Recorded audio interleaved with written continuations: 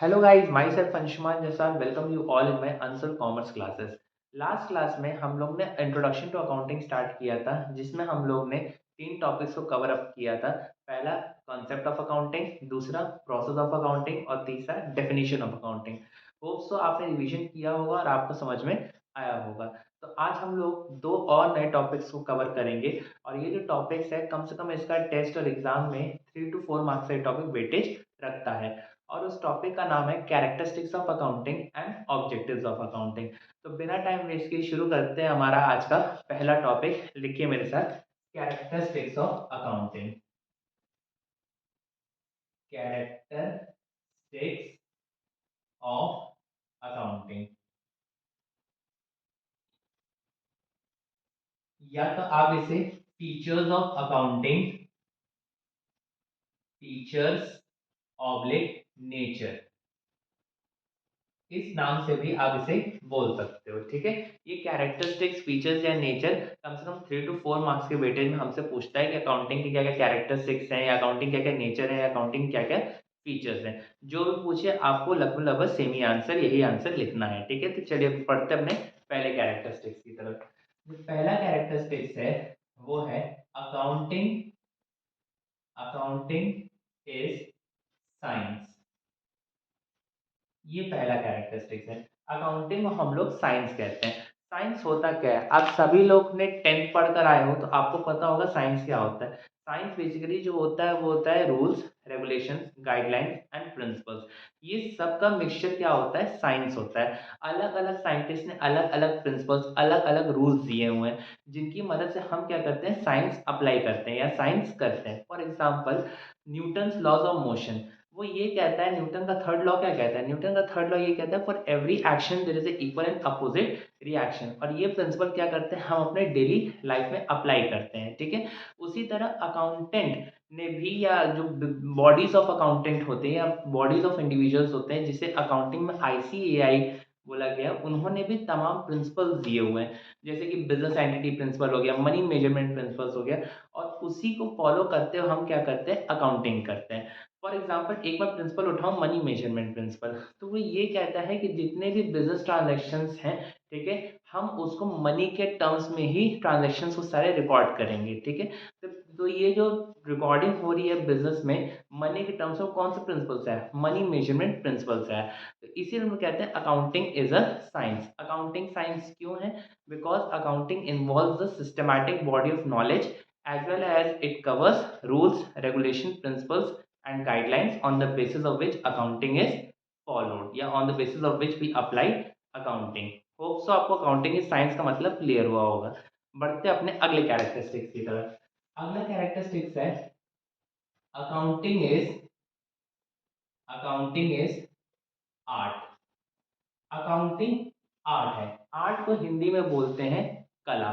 ठीक है, अब कला कैसे आती है, कला कैसे डेवलप होती है, दो चीज से बेसिकली आर्ट डेवलप होता है। किस चीज से, सबसे पहले आपको उस चीज का थ्योरेटिकल नॉलेज होना चाहिए, और दूसरा उस चीज को आप रेगुलर प्रैक्टिस में लाना चाहिए। ठीक है, फॉर एग्जाम्पल, अगर कोई गिटार बजा रहा है, ठीक है, तो गिटारिस्ट कब बनेगा, वो गिटारिस्ट तब बनेगा जब उसको पूरा गिटार का नॉलेज होगा और वो गिटार को डेली अपने प्रैक्टिस में लाएगा, तब वो क्या होगा, गिटारिस्ट बनेगा। तब हम कह सकते हैं गिटार उसका आर्ट है। उसी तरह अकाउंटेंट, अकाउंटिंग में भी यही होता है कि अगर एक किसी इंडिविजुअल को अकाउंटेंट बनना है, तो उसकी पूरी थ्योरेटिकल नॉलेज होनी चाहिए अकाउंटिंग की, कि प्रिंसिपल्स कौन कौन से अप्लाई किए जा रहे हैं, रूल्स कौन कौन से यूज हो रहे हैं, डबल एंट्री सिस्टम कैसे अप्लाई होता है, जीएसटीज कैसे अप्लाई होते हैं। और फिर जो हम लोग ने थ्योरेटिकल नॉलेज अप्लाई कर लिया, सिर्फ नॉलेज अप्लाई कर लेना बहुत बड़ी बात नहीं, फिर उसको हम लोग इसको यूज करेंगे अपने डे टू डे लाइफ में, उसको अकाउंटिंग कैसे की जाती है उसके डे टू डे लाइफ में, फिर हम वो सीखेंगे। तब हम लोग क्या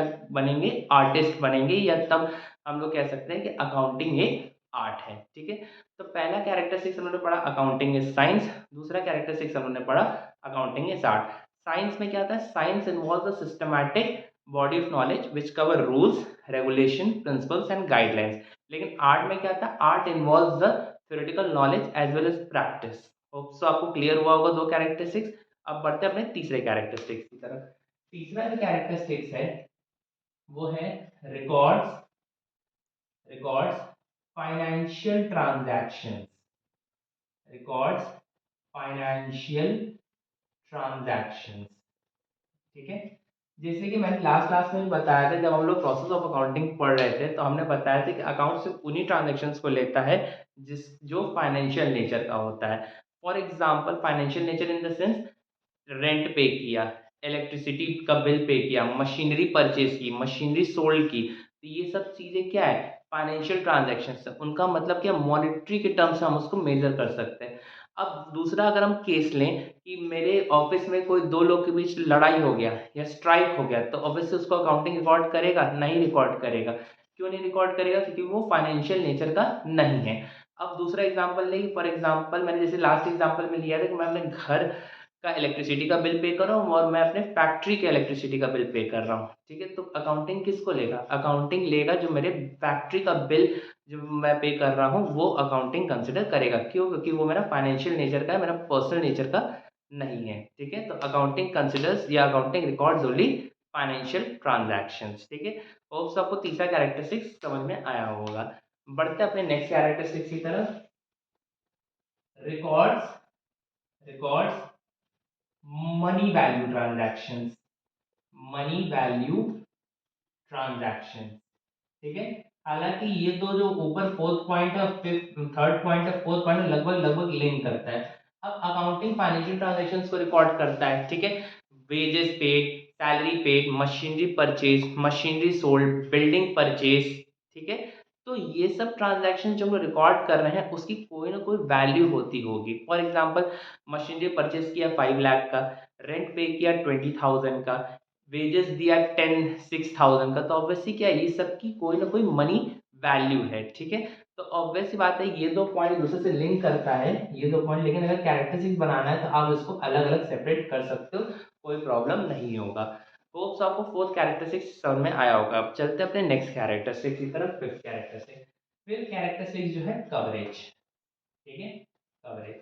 अब ये किस कवरेज की बात कर रहे हो सर आप, अकाउंटिंग कौन सी चीजों को कवर करता है, अकाउंटिंग बेसिकली दो चीजों को कवर करता है। ठीक है, तो आप ऐसे लिख सकते हो, profit earning institutions, profit earning institutions, और दूसरा not for profit earning institutions, not for profit earning earning institution. ठीक है, अब ये प्रॉफिट अर्निंग इंस्टीट्यूशन क्या होता है, प्रॉफिट अर्निंग इंस्टीट्यूशन ऐसी संस्था जिनका मेन मकसद ही है प्रॉफिट कमाना, तो अकाउंटिंग ऑब्वियस सी बात है इसको लेगा ही लेगा।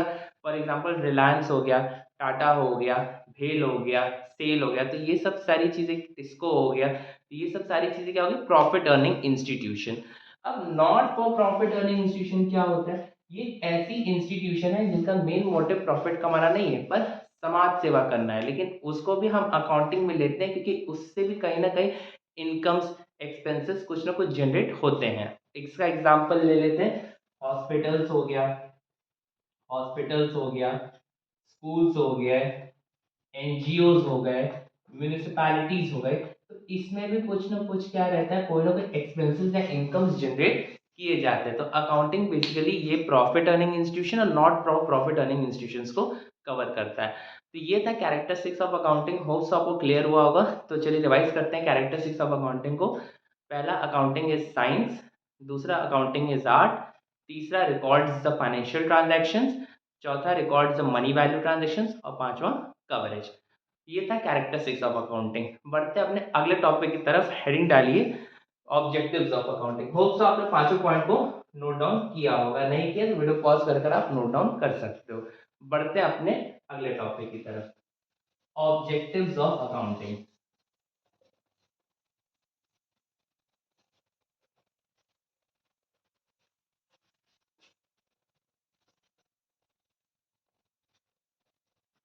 तो अगला जो टॉपिक है वो है ऑब्जेक्टिव्स,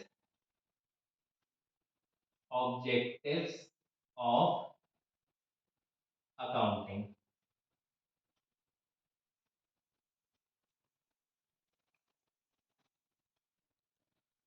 ऑब्जेक्टिव्स ऑफ अकाउंटिंग। ठीक है, हम अकाउंटिंग बनाते क्यों हैं, क्या उद्देश्य है हमारा अकाउंटिंग करने का, या क्या उद्देश्य है हमारा अकाउंटिंग बनाने का। ठीक है, तो ये भी कम से कम 3 to 4 मार्क्स के वेटेज में हमसे पूछ लेता है। ठीक है, तो चलिए स्टार्ट करते हैं। पहला ऑब्जेक्टिव है to make systematic records to make systematic records systematic records to make systematic records. ठीक है, अब इसका मतलब क्या होता है, ये मैंने जैसे प्रोसेस ऑफ अकाउंटिंग में भी आपको बताया था कि बिजनेस में लाखों करोड़ों ट्रांजैक्शंस होते हैं। ठीक है, तो उन सबको पॉसिबल नहीं है बिजनेसमैन के थ्रू एक एक ट्रांजेक्शन्स को याद करें।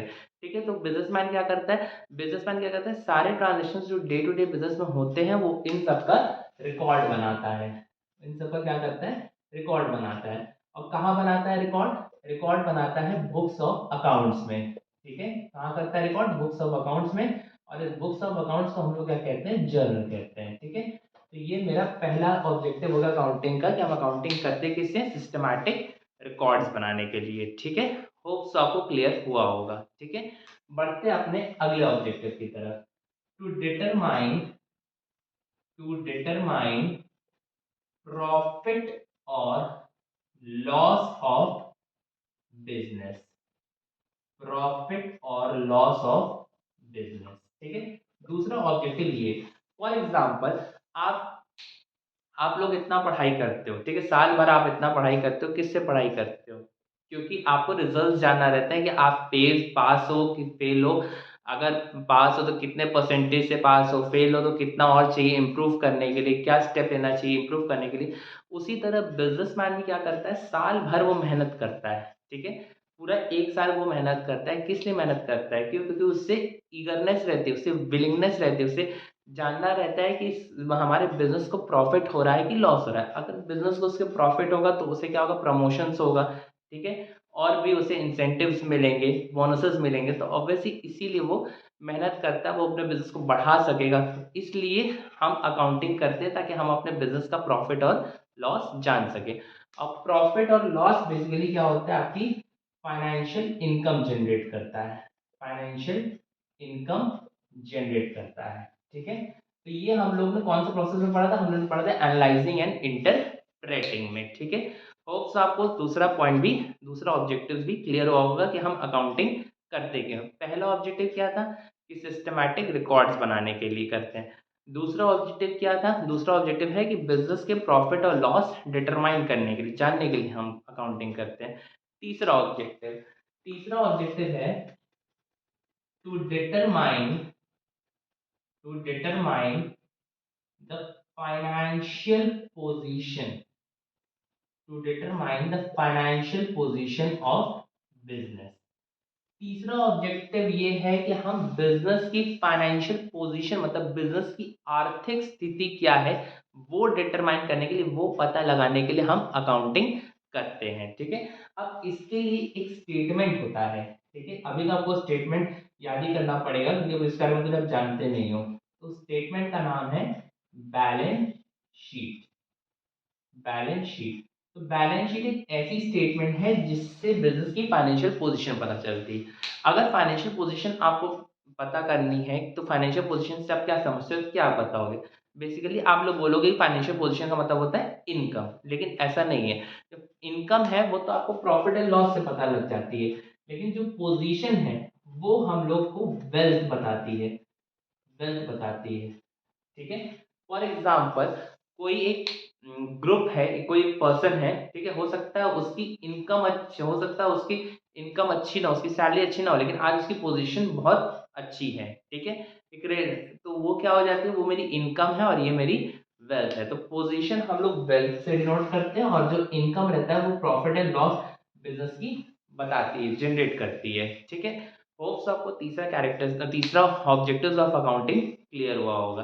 ठीक है, तो फाइनेंशियल पोजीशन के लिए हम बैलेंस शीट डिटरमाइन करते हैं और प्रॉफिट लॉस पता लगाने की फाइनेंशियल इनकम जनरेट करते हैं। ठीक है, होप्स आपको तीसरा ऑब्जेक्टिव क्लियर हुआ होगा। बढ़ते हैं अपने अगले ऑब्जेक्टिव की तरफ, फोर्थ। तो मेरा फोर्थ ऑब्जेक्टिव जो है वो है असिस्ट, फोर्थ असिस्ट, या असिस्ट नहीं लिखते, दूसरा वर्ड लिखते facilitate, facilitate facilitate the management, facilitate the management in decision making, decision making, facilitate the management in decision making. एक और अच्छे से facilitate the management in decision making. ठीक है, तो फैसिलिटेट का मतलब क्या होता है? फैसिलिटेट का मतलब होता है यहाँ मदद करना या हेल्प करना। अकाउंटिंग मैनेजमेंट की हेल्प करता है किस चीज में, किस रिगार्डिंग में? प्रॉपर डिसीजन मेकिंग में। ठीक है, अब ये क्या कॉन्सेप्ट है, एक एग्जांपल समझते हैं। ठीक है,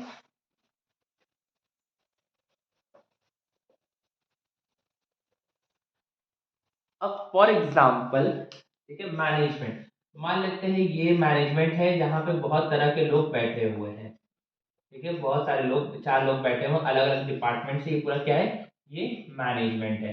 अब इन्होंने क्या सोचा, इन्होंने प्लानिंग करी कि बिजनेस में 120 लाख रुपीस का इन्वेस्टमेंट किया जाए। ठीक है, किस बिजनेस में इन्वेस्ट किया जाए? मेरे बिजनेस में। ठीक है, मेरे बिजनेस में इन्होंने ये प्लान कर रहे थे कि मेरे बिजनेस में 20 लाख का इन्वेस्टमेंट किया जाए। ठीक है, या पैसा निवेश किया जाए 20 लाख रुपए। लेकिन अब मेरे बिजनेस में जो अकाउंटिंग की गई, मतलब identification, measuring, recording, classifying, summarising, analysing, ठीक है, यहाँ जब पहुंचे तो एनालाइज किया गया तो ये पता लगा कि मेरे बिजनेस को लॉस हो गया 5 लाख का।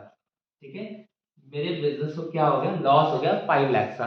यहाँ ये लोग प्लानिंग कर रहे हैं कि मेरे बिजनेस में 20 लाख रुपए इन्वेस्ट करेंगे, और यहाँ क्या हुआ, मेरे बिजनेस को लॉस हो गया 5 लाख का। ठीक है, तो ऑब्वियस सी बात है, ये बात क्या हुआ, अकाउंटेंट ने एनालाइज करी, और ये बात कहीं ना कहीं मैनेजमेंट को पता चल गई कि मेरे बिजनेस को क्या हुआ, लॉस हो गया। ठीक है, तो अब क्या मैनेजमेंट मैनेजमेंट मेरे बिजनेस में इन्वेस्ट करेगी, नहीं करेगी? ठीक है, तो ये कैसे पता चला? ये पता चला अकाउंटिंग करने से, कि मेरे जब मैंने एनालाइज किया तो पता चला कि लॉस क्या हो गया, मेरे बिजनेस को 5 लाख का हो गया। तो ऑब्वियस सी बात है, अकाउंटिंग मैनेजमेंट की मदद करती है प्रॉपर डिसीजन मेकिंग में। अब क्या होगा, मेरे बिजनेस में पैसा इन्वेस्ट या निवेश नहीं किया जाएगा।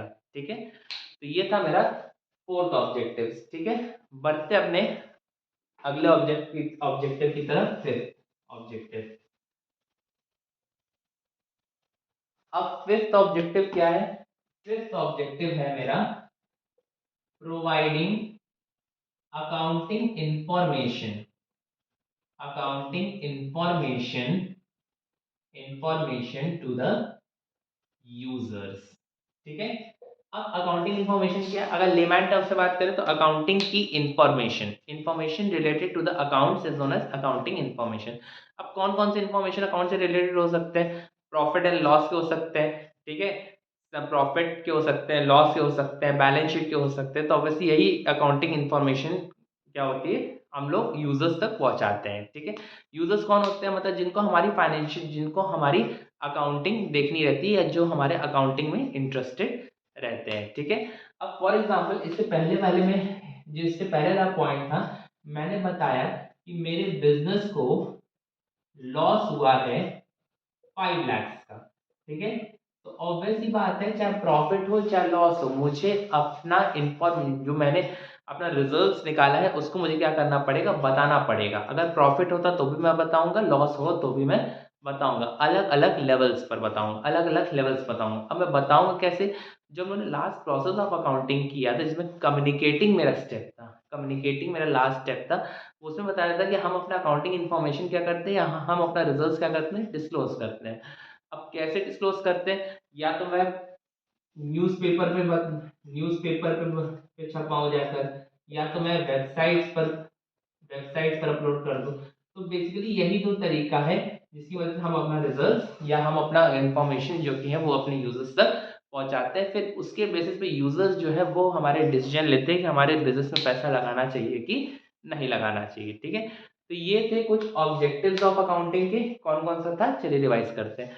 पहला था सिस्टमैटिक रिकॉर्ड मेंटेन करना, दूसरा प्रॉफिट एंड लॉस डिटरमाइन करना, तीसरा फाइनेंशियल पोजीशन डिटरमाइन करना, चौथा provide the management facilitate the management in decision making, और पांचवा accounting information to the users. तो ये था आज का मेरा टॉपिक। अगर वीडियो अच्छा लगा, अगर कुछ कमेंट करना हो तो मेरे कमेंट बॉक्स पर कमेंट कर सकते हैं, या तो मेरे कॉन्टैक्ट पर कॉन्टैक्ट कर सकते हैं। मेरा कॉन्टैक्ट नंबर है 7905 845661।